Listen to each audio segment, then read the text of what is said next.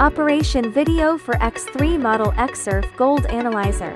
After opening the XRF software, the machine needs to be preheated for 10 minutes. If it has already been preheated, skip this step. Next, place the calibration sample for calibration, which must be done every day after turning on the machine.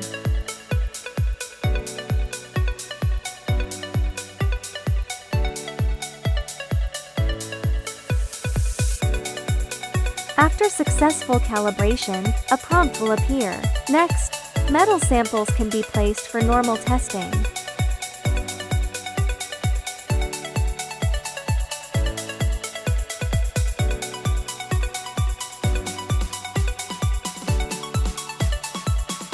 The testing time can be adjusted between 10–60 seconds. The longer the testing time, the more accurate the results will be.